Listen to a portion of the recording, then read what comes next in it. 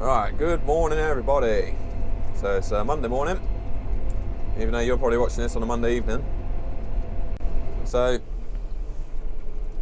yeah, I got the I'm in the John Deere 6190R. I've got the Richard Western grain trailer on the back.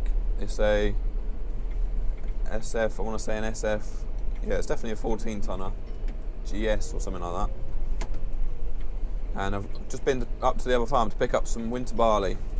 It's it was only 3 or 4 ton, just what was left over, what wouldn't fit on the lorries, and I've still got a heap of it, so I'll just add it to that, and it will get rolled for cattle feed.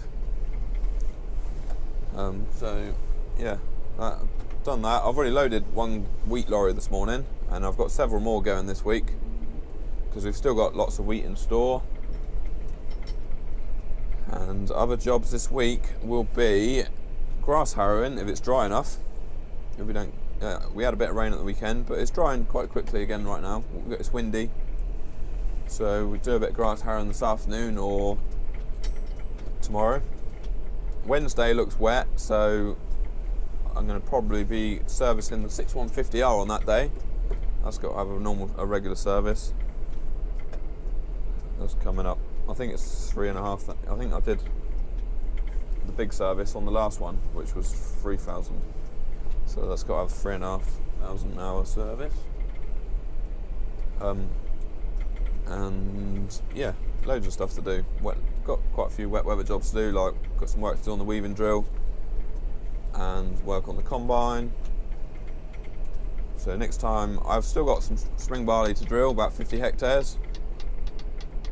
And so next time we get some settled weather, the cultivator will go out and prepare some more ground for me, and I'll be drilling spring barley with the weaving drill. So yeah, right, lots to do. We'll crack on. I'll catch you in a bit.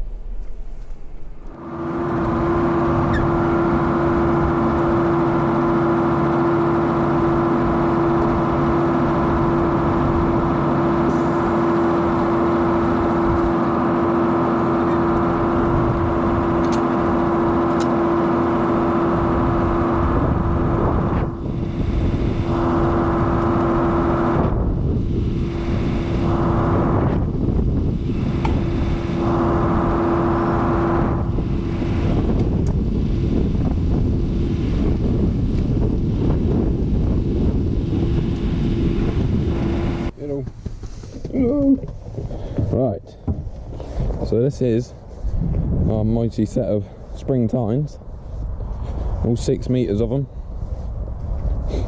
I think I've just about got enough horsepower. I don't know, could be touch and go. Got a stick in here. So they are made by and supplied by Twos. Yeah, I could do a bigger set really, but yeah, it'll do. 6 meters isn't too bad. Could be worse. Could be 4 meters. Before this, we used to have our old set of chain harrows that they were like 3 meters. Back in the days when I used to use the 3350 for doing grassland work. So, yes, basically, what they do is pull all the dead grass out. I've just done one run up the field here. Come out here to try it. It's only just dry enough out here really, but basically it just rips out all this dead grass. I mean, if the rest of the week was going to be dry, I'd probably leave it and come back tomorrow, but it's not, so I might as well just get a bit done this afternoon.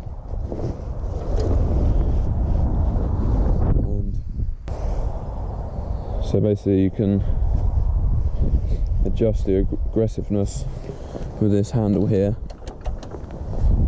I've got them so they're just sort of like pointing straight down. I did try them before on the full setting, but it was basically just ripping out the grass, all the good grass as well as the dead grass. So yeah, that's about it really. They're pretty simple. Occasionally you get one snap off, just put a new one on, So yeah, I didn't do any of this last year. That's why the grass is quite bad. The sheep have been on this the sheep were out here for a few weeks in the winter, or a couple of weeks, and so I'll harrow it all with these harrows, and then I'll flat roll it when it's dry enough. So yeah, and that is what it's quite bad out here. There's quite a lot of dead grass because it didn't get done last year. If you remember, we had a really wet spring, and then by the time it actually finally dried up, the grass was too long, so all I managed to do was roll it, and even that was a bit dodgy. That was touch and go whether it was too long to be rolling, but we get quite a lot of molehills and stuff like that, so it's quite important to roll it. Right, so I'm going to crack on. I just can't let you go. Lord knows that I've tried to. You said I was the only one.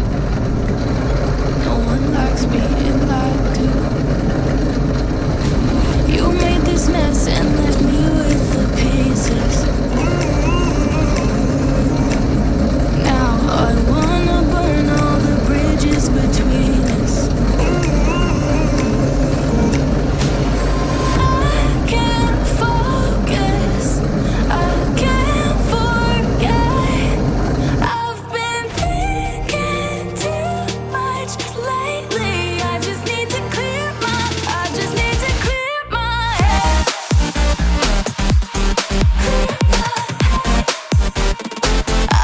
to clear my head.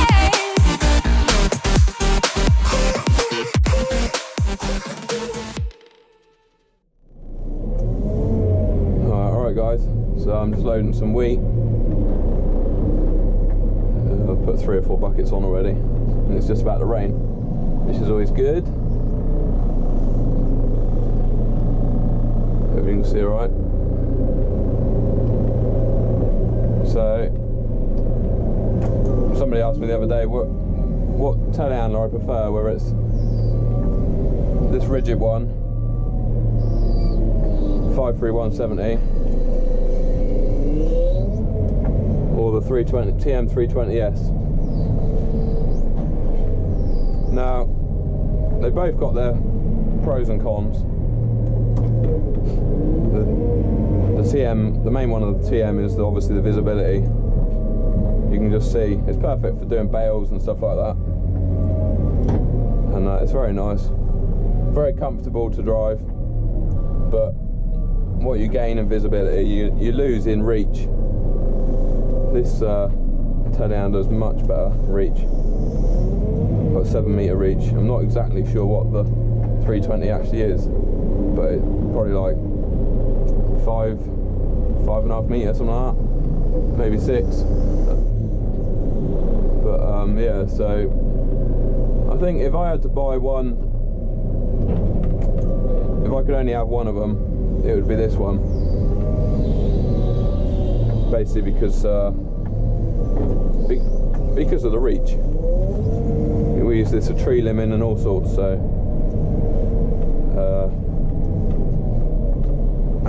and I actually think this one is more stable as well. You can turn full lock with this bucket, 2 ton of wheat there. You can turn with that full lock with that up in the air, with the pivot steer. I think if you turned full lock with that bucket up in there, it would just tip over. So, but yeah, so no, it is a very, very nice machine, and I think especially with these, they've got the newer cab now, haven't they? And there's none of this. This windscreen's much further back, so you're not looking underneath or over the top.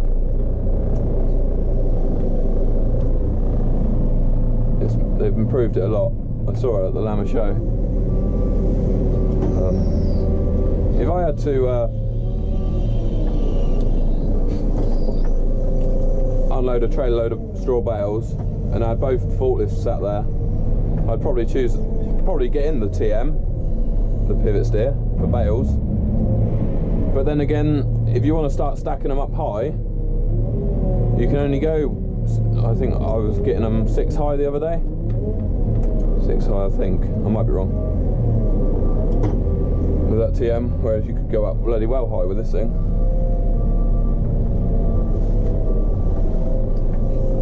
So, yeah. But like I said, it is a very nice, comfy machine. See, now I can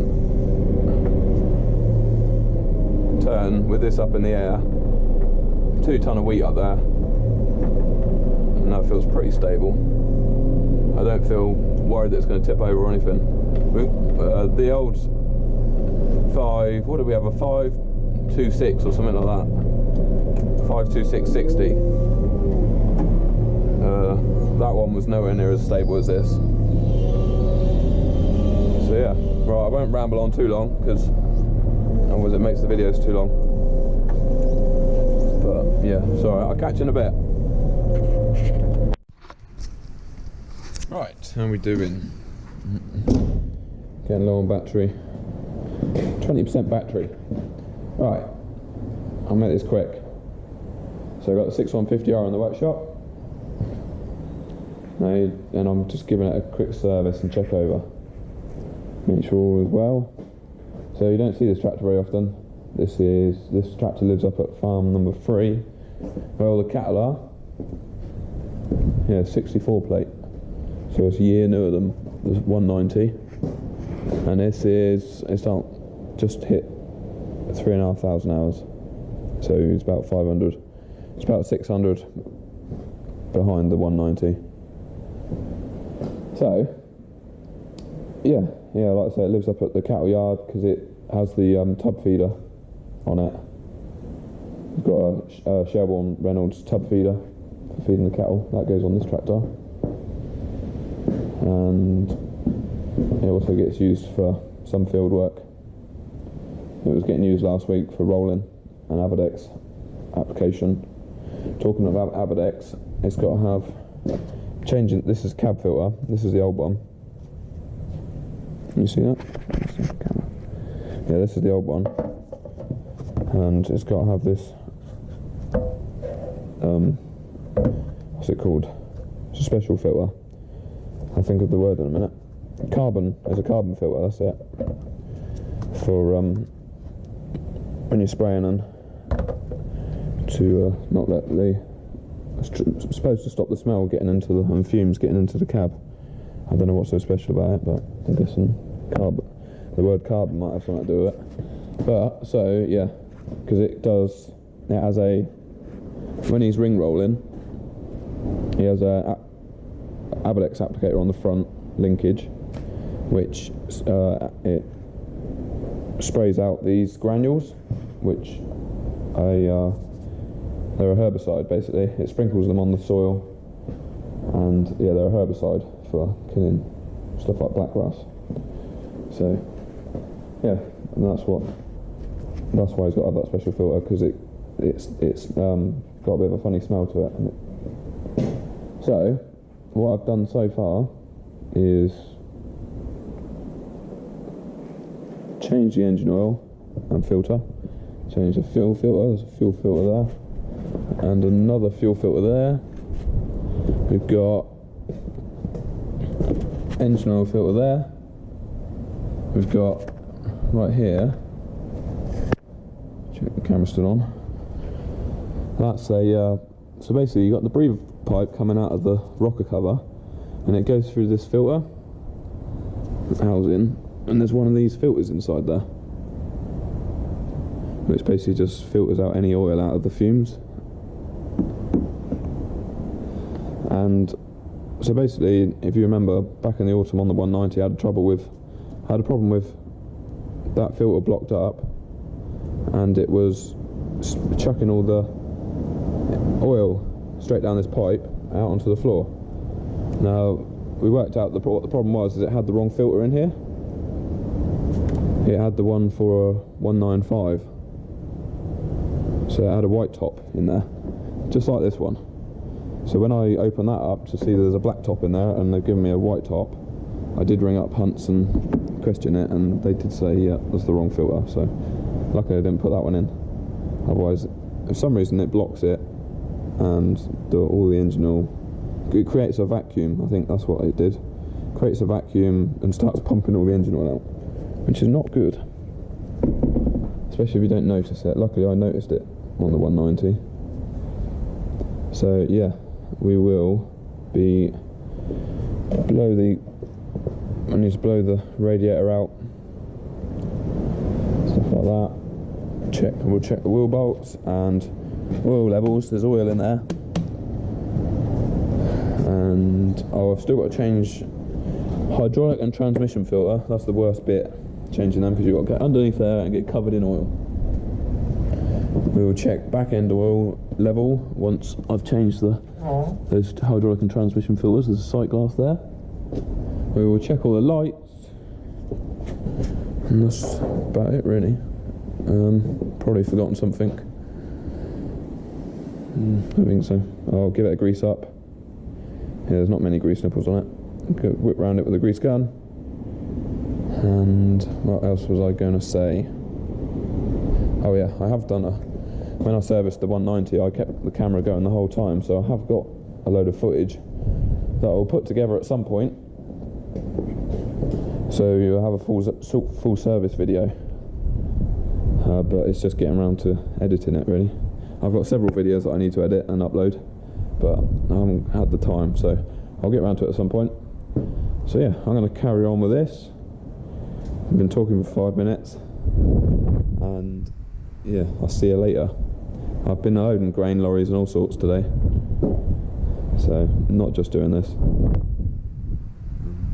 Right, I'll get back to it. I'll catch you in a bit.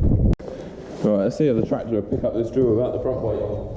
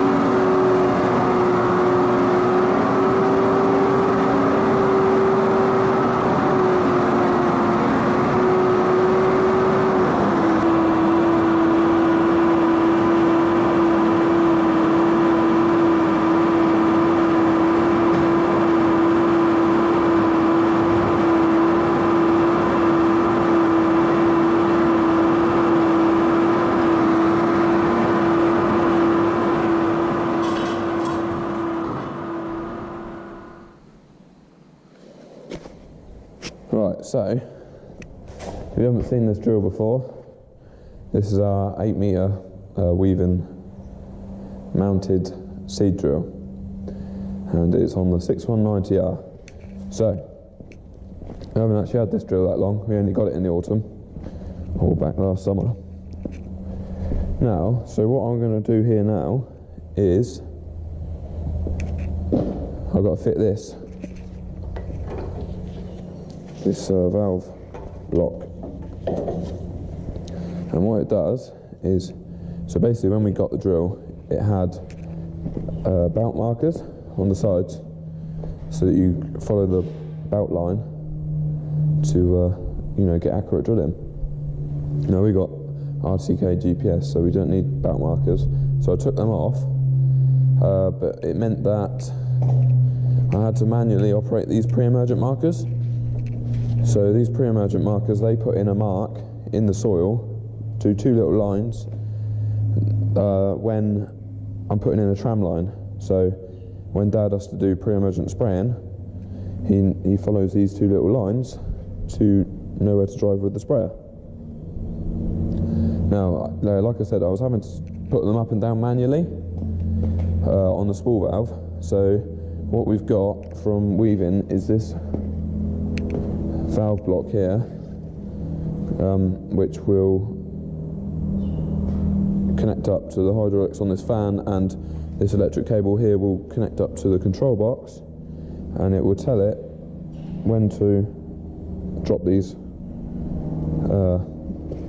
pre-emergent markers down. So it will be automatic, and I won't have to remember and have to go back putting in pre-emergent marks because I've forgotten to put them in. So yeah, basically I spoke to Ed at Weaving and he's talked me through how to do it.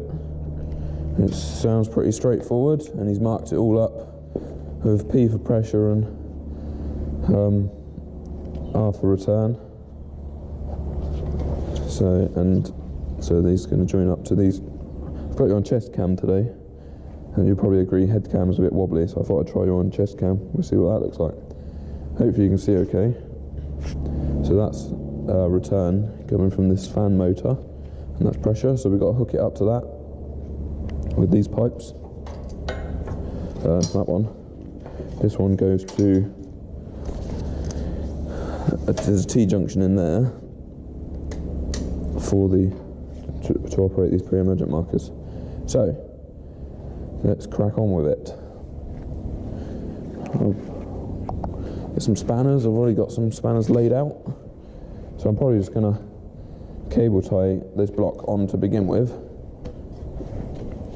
and then I'm going to get some self-tapping screws and fix it on more permanently, but I wasn't exactly sure. I think I'm going to put it on there, but I wasn't 100%. I was going to get it all plumbed in and then work out exactly where it's going to go.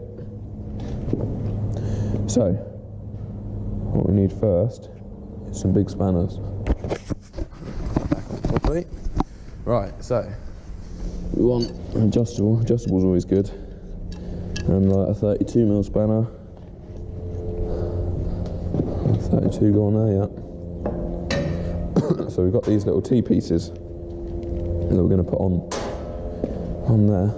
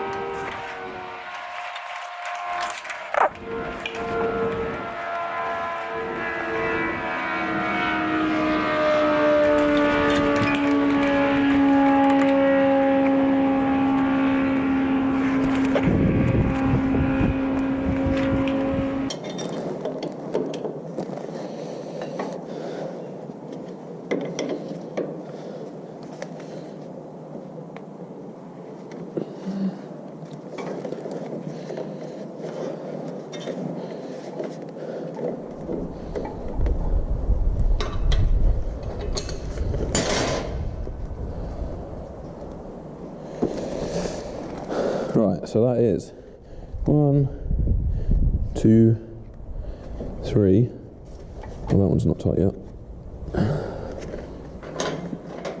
Let me tighten that one up. Job's good. Right, so that's all the pipes tight.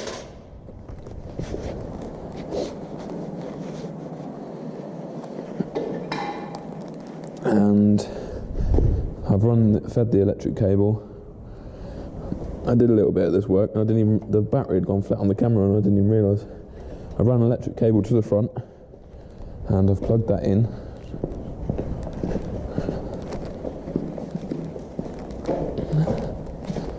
Into, let me take the camera off here. There we go. Here. Hopefully you can see. Yeah, you see this cable here. Plugged it into that little control box there. All still needs taping up and loads of zip wires, zip cables to tidy it all up. But I think we're actually ready to give it a try now. I'll put you on the tripod and we'll see if it works.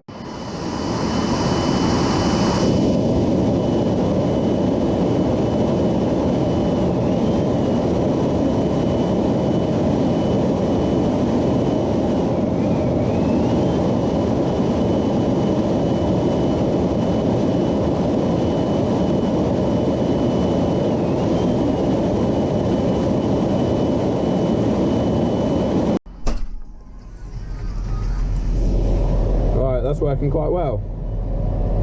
So if you look at this drill control box, so right now we're tramline in.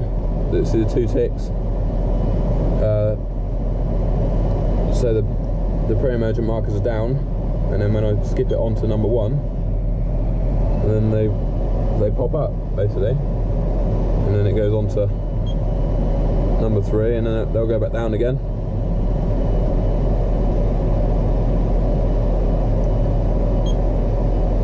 Keep them up, I guess. Actually, I need to adjust them, so I'll put them back down again. Probably just whack the dog on the head with them. Where's the dog? Oh, he's over there.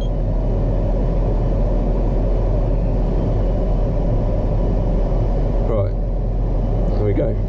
So now all I've got to do is switch the fan off for a start.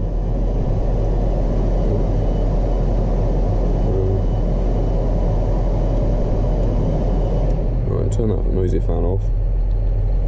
So, yeah, all we have to do is just go around and tidy all the pipes and wiring up, and go and find some self-tapping screws to go down through those blocks.